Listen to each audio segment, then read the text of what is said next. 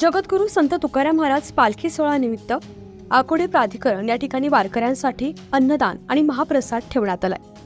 सिद्धार्थ नवरात्र महोत्सव मित्रमंडळाच्या वतीनं व आई बाबा प्रतिष्ठान व प्राचीताई सुनील कदम सामाजिक कार्यकर्ते यांच्याकडून हे आयोजन करण्यात आलं होतं। हरे कृष्णा कृष्णा कृष्णा हरे हरे।